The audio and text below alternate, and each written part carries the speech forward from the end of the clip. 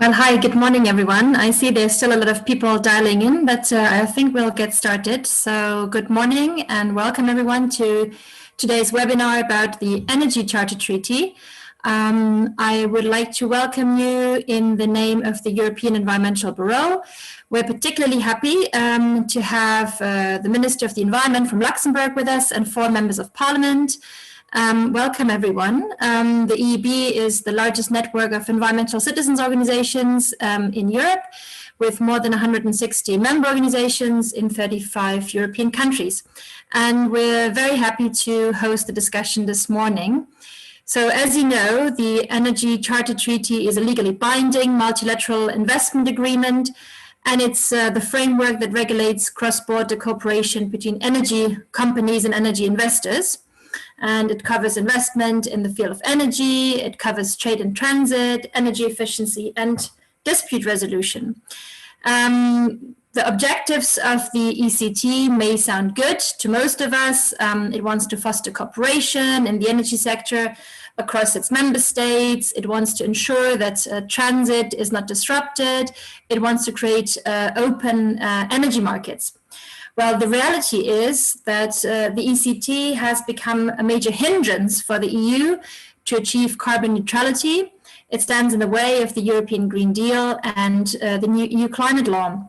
Why is that? It protects foreign investments in fossil fuel infrastructure and facilities. It protects the fossil fuel industry, and it undermines the transition towards the renewables. It has no binding climate protection objectives, and it obstructs environmental protection. It does not allow for a democratically controlled energy system. In short, it puts fossil fuels, corporations and investors' interests before people and planet. And that being said, we haven't even mentioned the investor-state dispute settlement mechanism, of which I'm sure we'll hear later today in the discussion. I assume you're all aware of the fact that these mechanisms can result in damage payments in the billions and hinder governments from phasing out fossil fuels. The fact that Italy has withdrawn from the treaty in 2016 is linked to a rising number of such arbitration cases. And despite all of that, the ECT is very little known in public and hardly ever makes it to the headlines.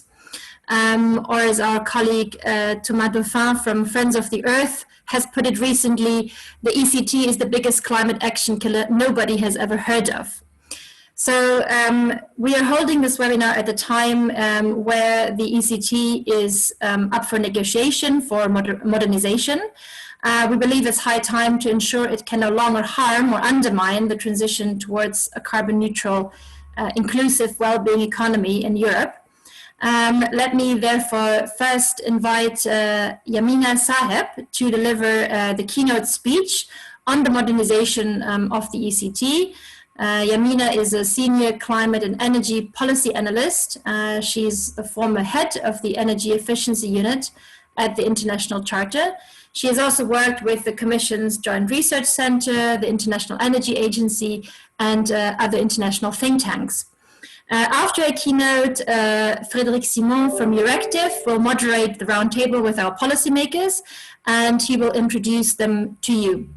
I'm quoting Yamina, who said recently, "It's time to scrap the Energy Charter Treaty."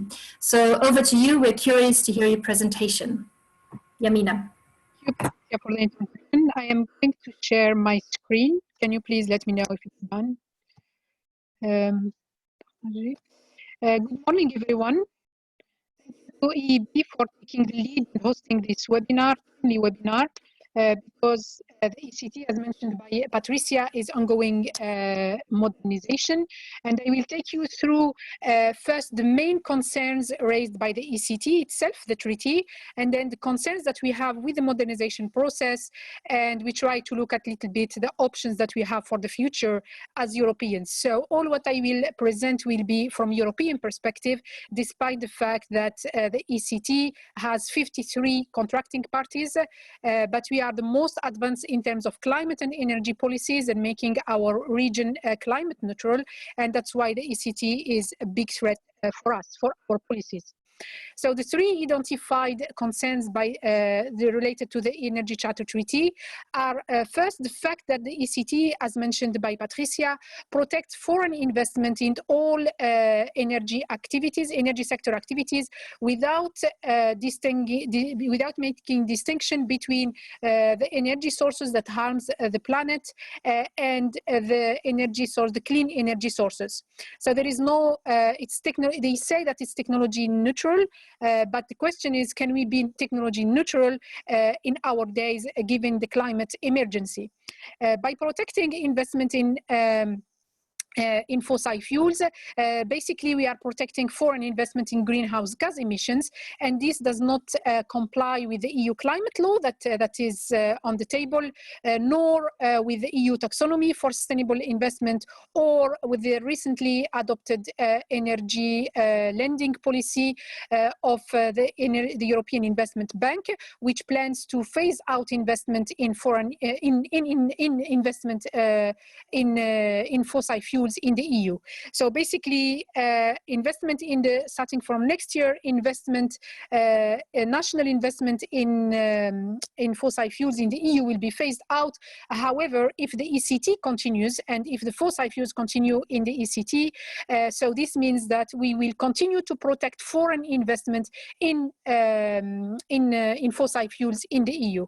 One important point of clarification that you need to know for those of you who are Europeans is that as a European citizen, I am French, if I go and invest in Belgium or in Germany, I will be considered as foreign investor, and my investment in fossil fuels would be protected by the ECT. So what we know, there are estimates that shows that if the fossil fuels are not phased out from the ECT, this means that by 2050, cumulative emissions since the entry into force of the ECT in 1998 until 2050 would be protected by the ECT, would be more than 1/3 of the remaining global carbon budget. It's very important to keep in mind that this comparison is made with the global carbon budget that will be protected by 2050 by the ECT. And at the same time, the continuation of the protection of fossil fuels means that we will increase the stranded asset that we have in fossil fuels, and those protected by the ECT would reach 2.15 trillion by 2050. This is more than what is planned for the Green Deal. Where are we with the phase out of the fossil fuels in the modernization process? Actually, none of the contracting parties made a proposal to phase out the fossil fuels. We had a hope as analysts, and I guess the civil society as a whole had a hope that the EU will make this proposal. Unfortunately, it was not made by the EU, and it's really unfortunate because it seems based on the agenda of the upcoming rounds of negotiations, the discussion on the fossil fuels or the energy sources protected by the ECT was included only in the first negotiation round, which took place in July this year. And the upcoming rounds, the one starting next week and the one planned for November, do not include any discussion on the energy sources. So basically, the EU, in its detailed proposal published this year, states that proposal on the energy sources protected by the ECT will be tabled at the appropriate time. However, this appropriate time, from my understanding of the ECT negotiations, was July, and it was not there. That's the first major concern that is raised by the ECT. The second one is the fact that the protection of foreign investment in the ECT is done by using what we call investor-state dispute settlement, which is basically a parallel justice system that allows foreign investors to sue governments in private arbitrations in case the foreign investor consider that the new law or the changes in the law in country contracting of the ECT has an impact on the investment made by the foreign investors. And this is what we call, by abbreviation, ISDS mechanism. The ISDS mechanism included in the ECT is from the 90s, so as you can imagine, it's completely outdated compared to the progress made in dealing with foreign investment today. The main issue that we have is if fossil fuels are not phased out by the ECT negotiations, this means that the ISDS claims that may raise from fossil fuels issues will cost potentially 1.3 trillion euros. This is in addition to the 0.15 trillion euros you have above by 2050. And the main issue is that discussions on the ISDS mechanism, on reforming ISDS mechanism within the ECT, are excluded from the ECT modernization. They are not part of the discussion at all because this is discussed under the UN Commission for Trade and Development. What the EU did was that when in the proposal made this year, the detailed proposal published by the European Commission on behalf of the member states this year included some suggestions for the ISDS reforms. However, as when in 2018, when they agreed on what to negotiate, what to modernize, this was excluded. So the EU was reminded by Japan and other countries that there is no way that this will be included in the negotiations. And at the first round, it was agreed that it is excluded. And then the other issue that is raised and specific to us as Europeans is the fact that this ISDS mechanism can be used between EU member states. And that, as I said at the beginning, as a French citizen, if I invest in Germany, for example, I will be considered as foreign investor and I can use the ECT. The fact that the ECT allows the use of ISDS mechanism between EU member states does not comply with the European Treaty, the Treaty for the Functioning of the European Union. And we have now evidence from the European Court of Justice in a ruling related to bilateral treaties, not to multilateral treaties like the ECT. The European Court of Justice said that intra-EU disputes do not comply with the Treaty for the Functioning of the European Union.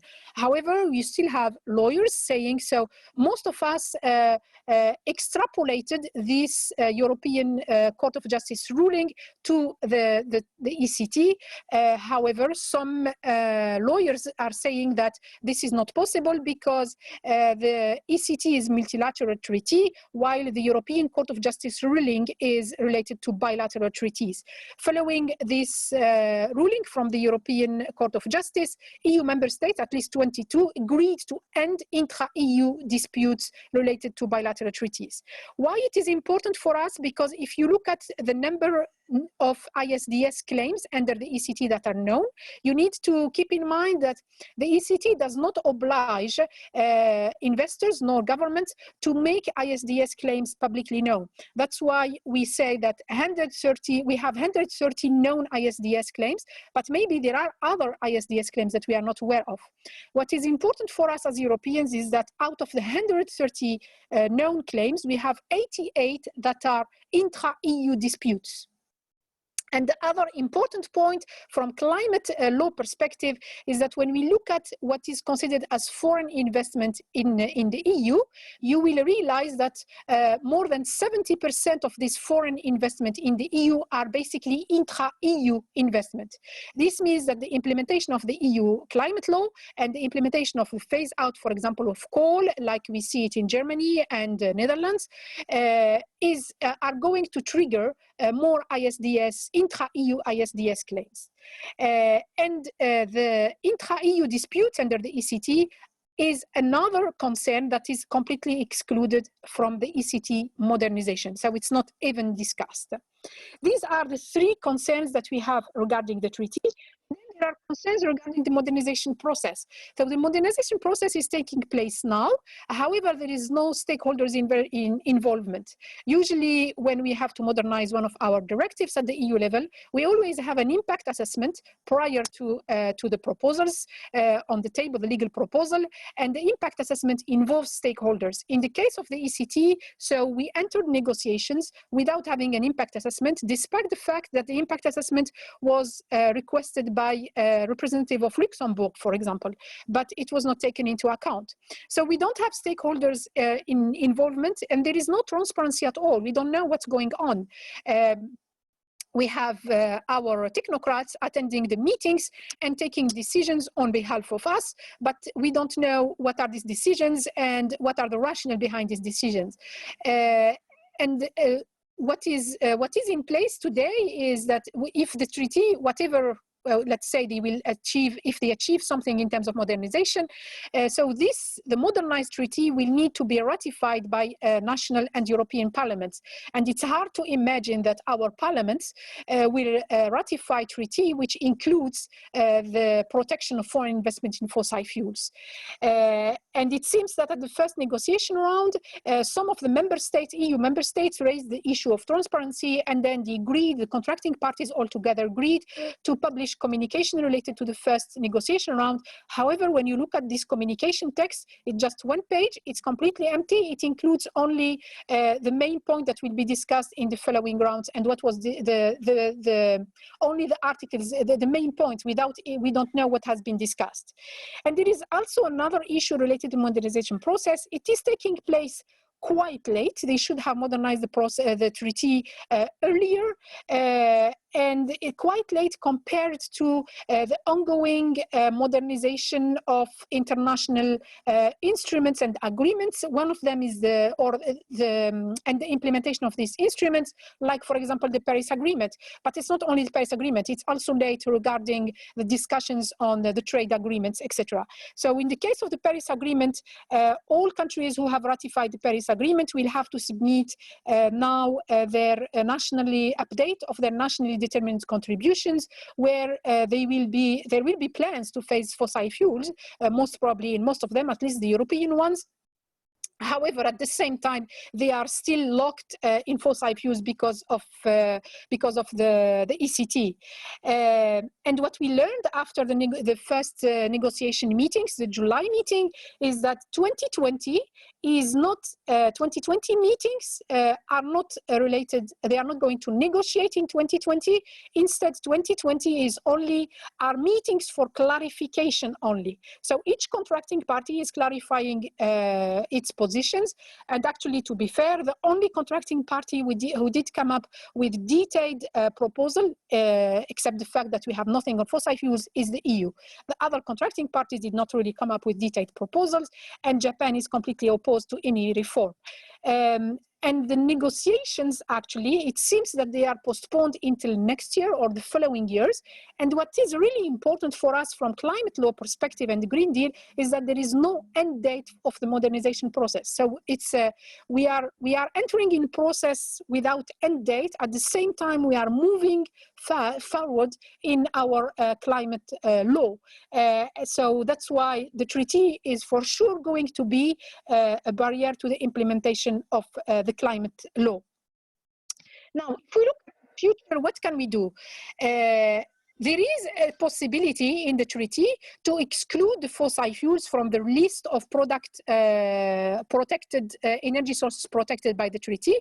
To do that, we need to amend the negotiators need to amend the treaty, one article of the treaty, which is Article 1.5 and Annex EM. However, any amendment of the treaty requires unanimity vote. And it's hard to think that the negotiators could reach an agreement to exclude fossil fuels, given that Japan is completely opposed to any changes in the treaty, and Japan cannot agree on phasing out fossil fuels, given that you need to know that Japan is the G7 country, #1 country among the G7 in terms of foreign investment in coal. Investing outside Japan in coal, actually. So Japan will be opposed, will most probably be opposed to exclude fossil fuels. But then we have other countries that are contracting parties to the ECT, which will be opposed to excluding fossil fuels because they need foreign investment, and fossil fuels income are important part of their GDP. So Azerbaijan and Turkmenistan, more than 10% of their GDP comes from fossil fuels. So why would these countries phase out fossil fuels from the ECT? So it is unlikely that we achieve an agreement on phasing out fossil fuels. And we have to keep in mind that no one is proposing this. Even the EU did not propose the phase out. The other issue is ending intra-EU disputes while we remain in the ECT. In this case, we also need to amend another article of the treaty, and you also need unanimity vote to allow for derogation for the EU countries, because we are the only countries members of the ECT, contracting parties for the ECT twice, as a country and as an EU. So this option is also not feasible because you need unanimity vote. And one of the options that was proposed by some lawyers was to use the Vienna Convention on Treaties and to have an intra-EU agreement that would complement the ECT. However, this Vienna Convention, France, Romania, and the EU are not contracting parties of this Vienna Convention, so we cannot have an agreement without France, Romania, and the EU. The third option is in case there is no agreement on the three identified concerns, which I think is the most likely option to happen. And in this case, what the EU countries could do, we could withdraw from the treaty individually. So each EU country can send a notification of withdrawal to Portugal, which is the depository country of the ECT. And the withdrawal will be effective 1 year later. So if we imagine that we send the notification of withdrawal by December this year, then this means we will be out of the ECT only by December next year, 2021. What does it mean when we will be out of the ECT? It means that the sunset clause, which will be triggered, and the sunset clause means that the ECT provisions, so the ISDS mechanism within the ECT, will continue to apply for 20 years more in our countries for all investment made before the withdrawal became effective. However, there is a way to overcome this issue. After sending our withdrawal notification of withdrawal, EU countries should work together on an agreement to end the ECT provisions and the sunset clause that will be triggered by the sunset clause between themselves, as they have agreed to end the intra-EU disputes for bilateral treaties. This option is the least cost option for us because more than 70% of what is considered as foreign investment in the EU are intra-EU, and by having this agreement, we will remove the risk to have ISDS claims, intra-EU ISDS claims. Of course, the ideal is to not have any ISDS claims against EU governments for the implementation of the climate law. In this case, the EU countries need to work with other contracting parties individually based on whatever agreement that we have with them.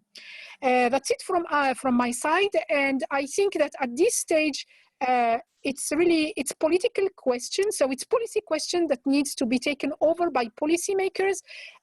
Unfortunately, so far the discussion is more technical and taken care by technocrats. That's why we need urgent action from policymakers, which I hope we will hear soon. Over to you, Frédéric or Patricia. Hi, thank you, Yamina. I hope you can all hear me. And welcome again to all of you for taking part in this online event.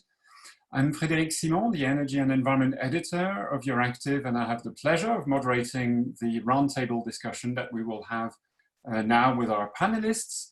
So please let me welcome Claude Turmes, the Luxembourg Minister of Energy, Mrs. Marjolaine Meunier, a French MEP from the En Marche party in France of Emmanuel Macron, Mrs. Sandra Beckerman, Dutch MEP from the Socialist Party, and Anna Cavazzini, who chairs a European Parliament Monitoring Group on Investment. We don't have much time ahead of us, so we will go straight to the Q&A session. And before we do that, let me just remind the audience that you are welcome to participate by putting questions to the panelists using the chat function in Zoom, and I will try to take as many of them as possible. So now to get the debate started and maybe to set the scene, let me start with a pretty general question to all of you. In your view, which aspects of the ECT are in the most urgent need for reform? What are the biggest issues in your view? And let me start with Claude Turmes, Energy Minister of Luxembourg. Claude, the floor is yours. Please try to be brief because we don't have that much time. Good morning, everybody. So I think the most important thing is, of course, the incompatibility between the treaty, the Energy Charter Treaty, and the Paris Convention. And the recent cases also in Netherlands, the possible cases in Germany show that investors fossil will use the energy treaty to protect their assets, even if we have democratic and scientifically based decisions to phase out. And I think it's a complete clash between two international treaties, the Energy Charter on one hand and the Paris Convention on the other hand. Unfortunately, EU is not really well prepared. As an energy minister, I have tried over the last 1.5 years by putting it on the energy minister's agenda, but we were very few countries interested. And the real problem is that EU Commission is mainly only DG Trade, who is only interested in the arbitrage issue that is active.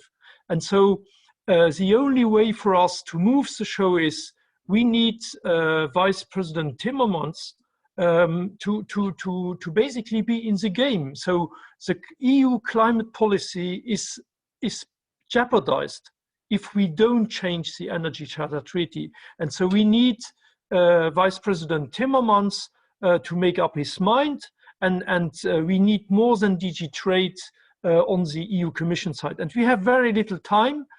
So the second round, it's already too late to make a substantial new contribution. So the first round where Europe could be organized is in December, and for that, also because of translations in Russian and so on, EU must internally agree on a position between the 15th of October.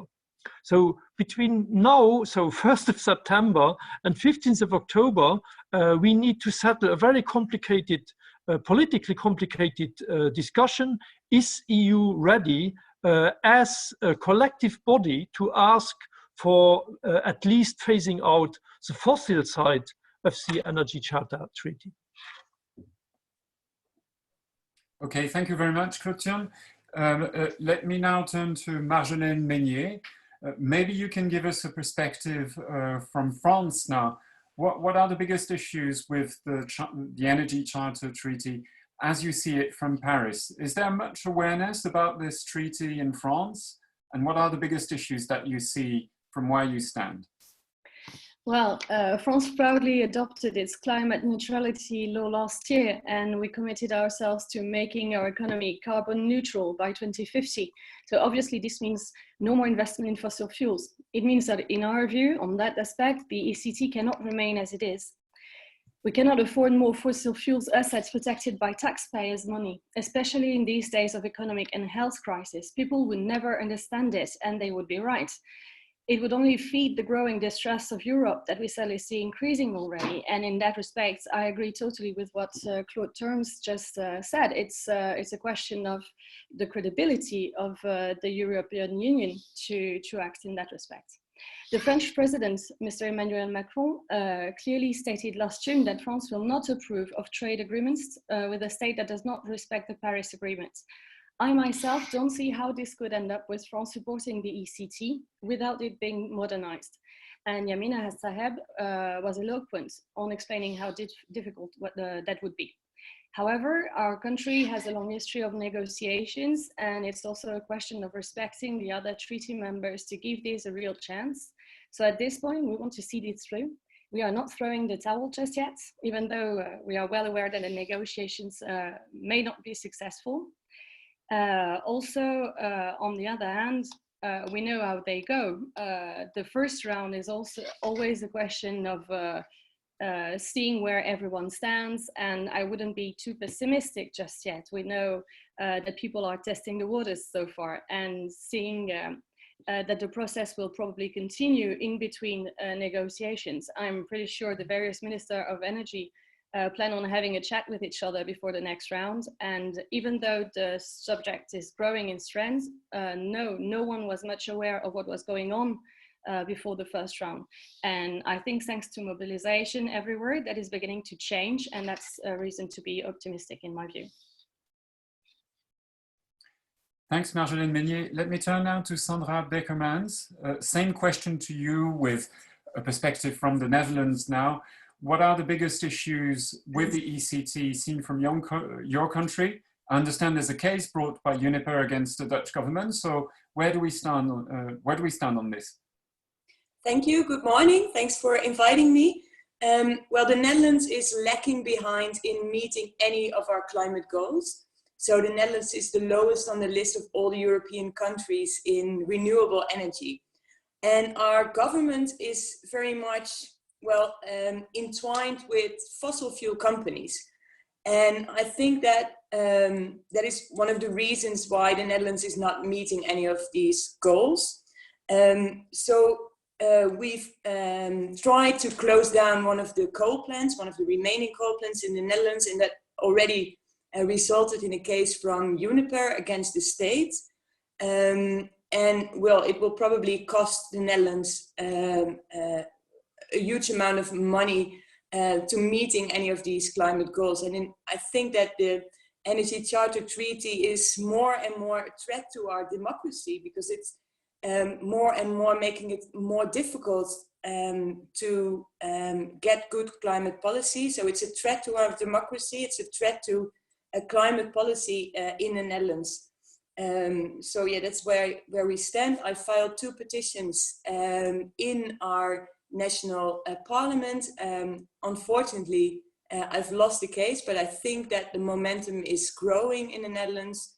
We are seeing huge demonstrations on the street, and the climate justice movement is demanding more democracy in climate policy. So I think I'm hopeful, but also very weary of what the Charter Treaty is going to do to our climate policy here. Thank you, Sandra Beckermans. Let me turn now to Anna Cavazzini for a perspective from the European Parliament now. You chair a Parliament monitoring group on investment. So what are the views from that monitoring group when it comes to the ECT? Yeah, thank you so much for the invitation, and it was really interesting as usual to follow Yamina and of course also the colleagues, and it's really good that you put this panel discussion in place, because it's a crucial time. We all, I guess, agree on the political goals. The monitoring group on investment is a part of the Trade Committee in the European Parliament. We have established these monitoring groups for a lot of different trade agreements in order to really, really closely monitor, as members of the European Parliament, those trade agreements that often are a little bit intransparent. The monitoring group on investment is new. My group has particularly pushed for it because, of course, the investment topic is bigger. Also, the ECT is just one very bad example on a wrong, to my mind, investment policy and ISDS and so on, where in general investors can sue governments for any public policy objectives, which is in my mind a general problem. But the ECT is probably the most outstanding example, I would say. We had several meetings of the monitoring group already, and I can report back that I would say a lot of different political groups are very, very concerned about the ECT in general, but also about how the negotiations are going, and also about the perspectives, because Yamina mentioned it, anonymity is required. Is there any chance at all for a reform that is so much needed? So we as the monitoring group, we are really looking very carefully at the different negotiation rounds. And of course, we are also discussing internally already, should we have a more like official positioning of the European Parliament also in order to give a push to the negotiations. 2 very small points on the strategy or on the different reform options. What I would find also in general important to mention that, of course, as it is important to cut out fossil fuel of the protection, I would like to see a much more general approach on investment protection and a reform, meaning only protecting direct expropriation without compensation, and also only having protection if you can really prove that the local system didn't work. Because the reform proposal that is now put forward by the Commission is a little bit the CETA approach, like the ICS approach. And I think the ICS approach still leaves a lot of loopholes, even if fossil fuels are cut out. So I think we really also need to think about the general reform model for ICS that goes further than ICS, and that talks about these 2 points I just mentioned. And then second point, very quickly, I think ending the intra-EU disputes would already be a very, very big step forward, or like ending the intra-EU application.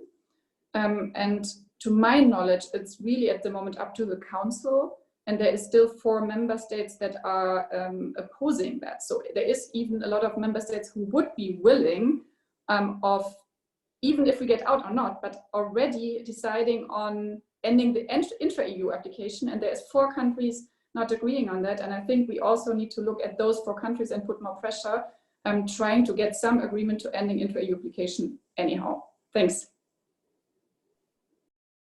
Thank you, Anna.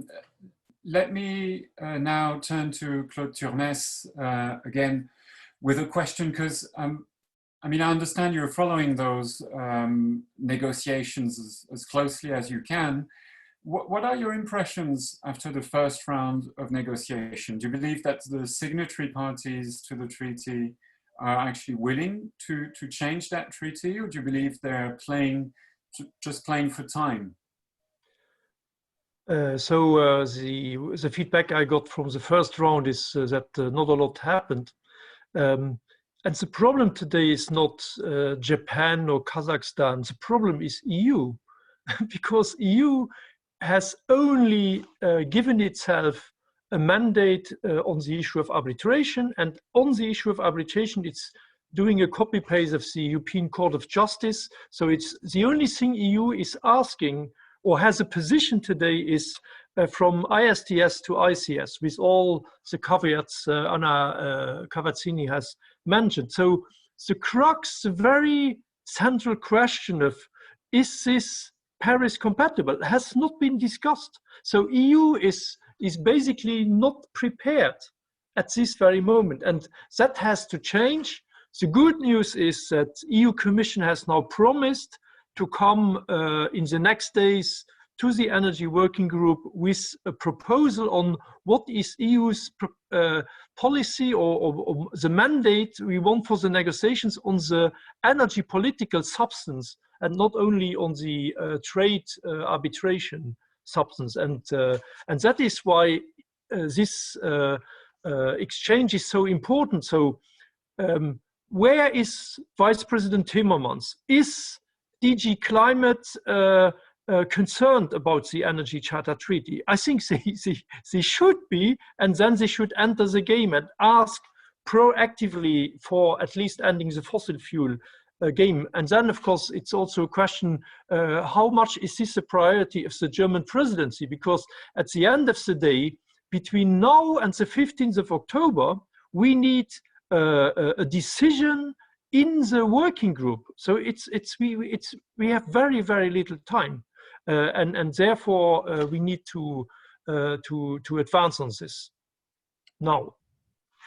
Claude, there was this mention that there's an agreement that was signed between 22 EU member countries to end the intra-EU disputes among themselves. And so among the countries that didn't sign to the agreement initially was Finland, Malta, Slovenia, Sweden, Hungary, and Luxembourg.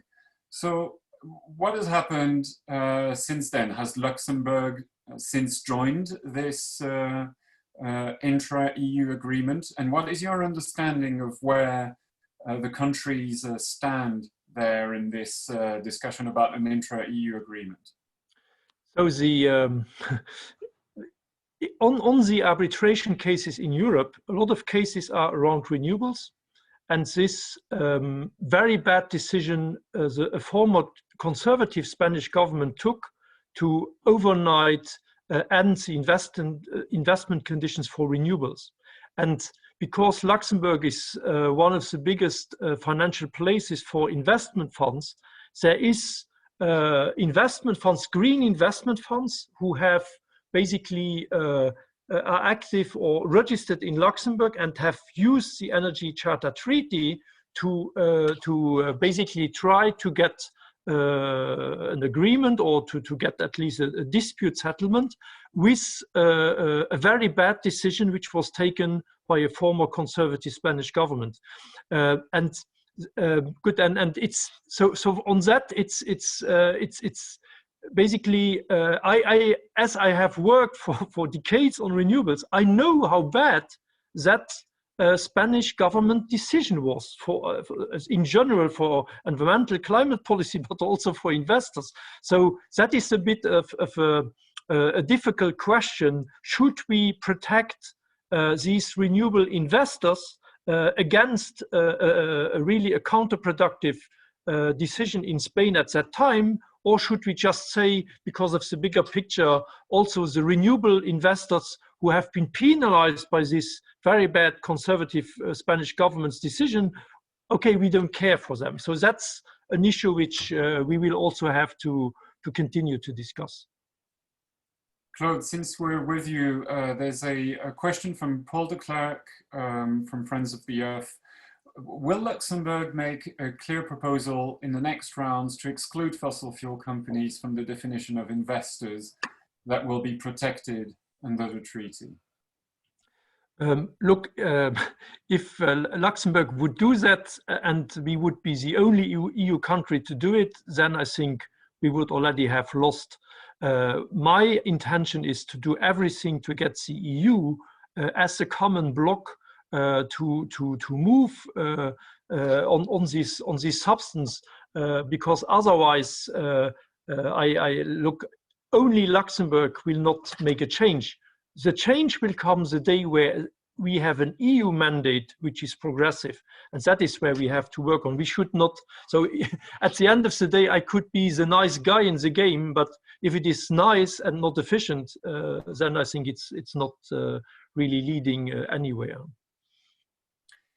Let me turn to the other speakers now. Marjolaine Meunier, maybe your thoughts after the first round of negotiations, and maybe expectations for the second round? And please unmute yourself. Sorry. There you go. Thanks. Well, I already said a word on that earlier on. I can say that France is sincere in its ambition to carry out the negotiations in a successful way and to participate in having the treaty modified. I also think the months in between negotiations are important. People talk between each other, and also public concern is growing and people know about it more than they used to before the first round. So I think that's a pressure that is being made, and as Sandra Beckerman just said, people are indeed wanting us to be more transparent and more democratic about the climate transition. And this would be something I think no government could afford to not be ambitious about it. So that's my view on the first question. And as to the second round, and maybe should we maybe ditch the contract completely?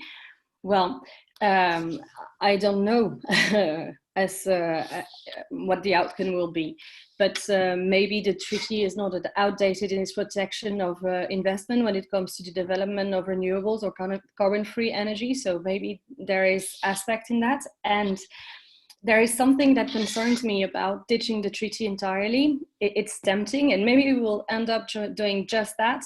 But in truth, I'm afraid as to how this will be interpreted by the public. Europe has agreed on protecting the big bad fuels industries in the past, but cannot work together to protect the member states from them now. This is a story I wouldn't like to have to tell.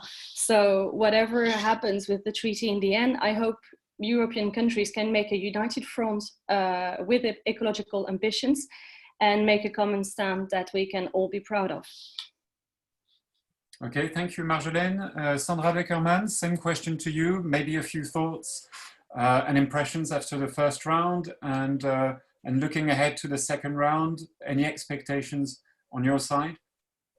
I think for the Netherlands, the biggest problem is that well, these negotiations are very shadowy. They're behind closed doors. You don't get that much information. But in the Netherlands, Parliament isn't really interested in what is happening. So the Energy Charter Treaty is not much of a debating topic here in Parliament. There are just two parties, my party and the political party of the animals, that are following this debate. And the other parties are just really, really proud that Timmermans is a Dutch guy, and they're discussing other aspects of climate policy. So in the Netherlands, I think we're just starting to begin to understand what the Energy Charter Treaty is doing. So the Uniper case was somehow a shock to many people, but they didn't discuss or even make more political everything that is behind the Uniper case. So for me, in Parliament, I think it's really important to show what is actually happening and to how many more cases this can lead. But I also really need the climate movement for that. And I think it's really, well, I said that before, it's really hopeful to see in the Netherlands that they're not just demanding civic councils and demanding more democracy, but this should also be part of the protest, because I think in the Netherlands, the larger public communities need to know more about this so that we can actively get involved and change this course. For now, it's, well, I think that if you ask 100 people, I think 99 will not know anything about the Energy Charter Treaty, and the same goes for members of Parliament. Very little is known. Very many people are actually interested. Very few people actually know what is going on. Sandra Beckermans, maybe let me ask a follow-up to that. Why do you think this is the case? I mean, you have this suit that was brought about by Uniper in your own country. Why hasn't this triggered more debate, at least between the people in the Parliament? If it doesn't raise so much interest among the general public, okay, that's one thing. But why don't politicians talk more about this? Let me make clear that the general public is very weary about the power that is in the hands of all these fossil fuel companies. I myself live in Groningen, which is an area in the northern Netherlands, and there have been gas drillings there for 60 years. Over 100,000 houses are damaged. We had an earthquake just last night, and this is all caused by Shell, Exxon, teaming up with our government. There's very strong ties. So the general public is really afraid or really aware of the intertwinement of our government with companies like Shell and Exxon. Shell is Royal Dutch Shell, so there is an awareness, but it's not made the final debate into Parliament. And I think that is, well, the Dutch are really much in love, still in love with the neoliberal system. The Dutch are really still, the government is still very proud of Royal Dutch Shell. We have a long tradition of thinking that these multinational companies will lead us to a better world. And it's just, yeah, I think that is one of the main issues. Our government having really strong ties to Shell, and that's a very long tradition going back for several centuries now, of course. Anna Cavazzini, maybe a perspective from the European Parliament now about First impressions from the first round and expectations for the second round? Yeah, thank you so much. I have the feeling in the first round, not so much happened. So just the different parties put forward a little bit their position. This is what I got from the Commission's debrief. And I think, as also Claude Turmes had mentioned, I think the second round is really, really crucial to see if there's any progress at all. And otherwise, we have to really reassess and increase the pressure on the Commission and also on the member states. Very quickly on other things that had been mentioned, I would say in Germany, because I'm a German MEP, basically the debate is a little bit bigger because of the Vattenfall case, of course. And it's very interesting because we're waiting already for 1 year, kind of about the final judgment. And I think the German government is trying to settle or postpone the judgment, because I think everyone knows that if there's really a judgment at the end in favor of Vattenfall, this will create like a huge debate. But I would say this judgment is due any time. This is a very interesting thing to monitor. I would say in general, when I talk to our Ministry of Economy in Germany, I also don't see, despite the Vattenfall case, a lot of appetite for reform. And I think what we see here is a little bit the general problem that also Claude Turmes mentioned, that we have not a good alignment between the environment and the trade or economic actors like ministries or the DGs in the Commission. So I think for us, it's probably also important to really get the climate people, the environment people on board, because also the trade mindset is a very specific mindset, I would say. And I think it's important to get here to a common effort, I would say. And what I also wanted to mention in general at the end is the fact that the European, the Energy Charter Treaty is for me really one example also how international trade rules lock us in, because we can see it's so hard to reform, it's anonymity required, and you have sunset clauses. And this is really the case of a lot of trade agreements, of a lot of investment agreements.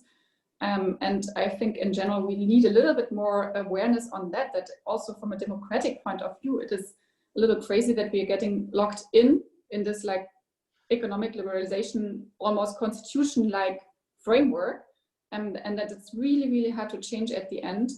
And that's why, for example, at the moment, we are also really fighting against the Mercosur trade agreement or trying to change the way how we do trade agreements, because of also this democracy problem that I see, that if you want to have a policy change, if something happens like the climate crisis and we need to adapt our policies, it's hard because we are locked in this like economic rules setting. Right, thank you, Anna. I think we have a question from Paul de Klerk in the audience. Paul de Klerk from Friends of the Earth.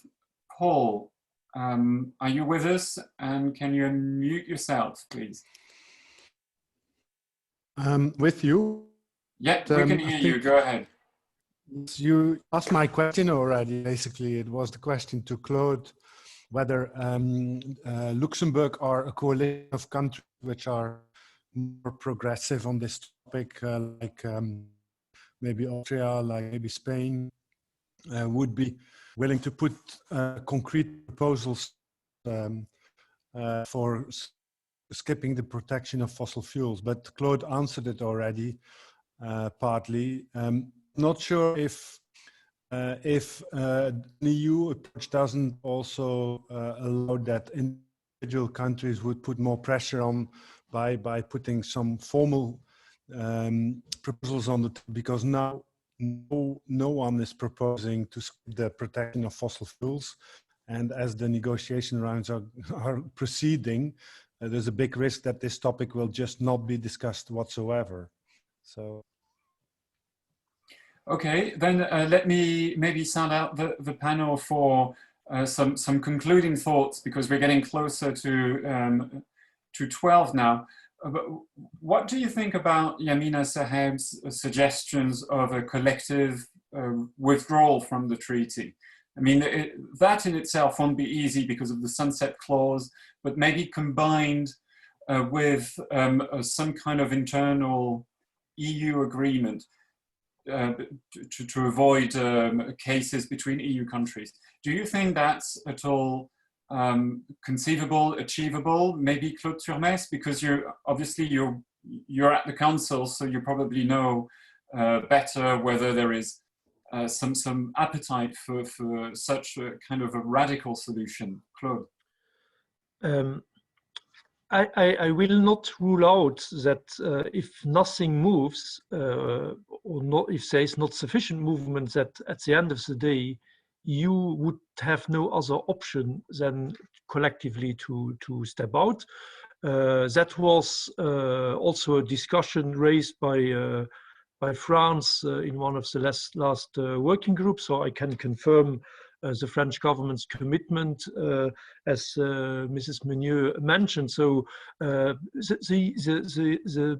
what is now important is EU Commission has a week or so to propose a concrete text to the Energy Working Group for a mandate on the energy political substance. My best guess is that DG Klima needs also to be involved in that. There is a complete incompatibility between the European ambition to be credible on Paris and this treaty. So I would be really surprised if Commission would not propose a fossil fuel, basically going out of fossil fuel for the Energy Working Group. And then, of course, we need to see if we can get all EU member states on that position. I think if that happens, then you have one of the big actors in the treaty who has a clear-cut position, and then I think that will be the kick-off, really, then of the negotiations. That is, I think, what has to happen next.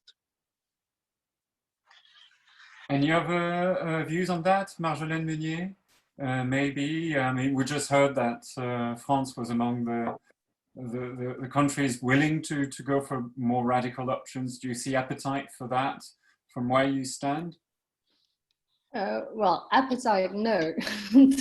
There is no appetite for something that would end up in having a common treaty being just dissolved without evolving. That's not something that we would like to happen. But I think if we are forced to do so, then there would be no other option than we would do so. Although I can't obviously talk for the French government in the end, but I don't see, as I said, how that would be compatible with everything that the president said so far. So yes, I think it's something that we have to be strong on. Sandra Beckermans, maybe a few thoughts from your side on this? Yes, thank you. I totally agree with the last speakers. I think one of our main problems is we are running out of time. We are absolutely running out of time. And one of the problems of these negotiations, it can take years and years and years. And I don't have the feeling that, well, in the end, it will go in the right direction. I think, yeah, we should really consider the radical options already. And well, yeah, I have to leave because I have a debate in Parliament in just a few moments. So, well, really thank you for your time, and thank you for having me. Sorry. Thank you very much, Sandra. And maybe to conclude then, Anna Cavazzini, radical solutions like withdrawal and negotiating something internally, is that at all something that's been considered within your working group?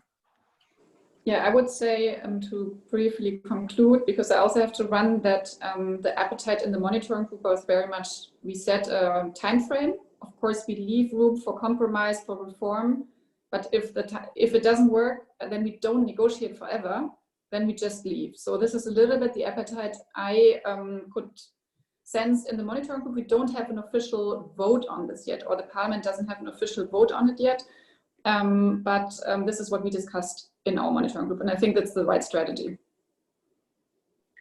Right, thank you, Anna Cavazzini. I guess this is a developing story then. Thanks to all of you for participating in today's debate. Thanks for sharing your thoughts and insights as well as to how those negotiations are going. Thanks to the EEB for organizing this and inviting me to moderate. I hope we will hear some more soon about what's going on in the second round.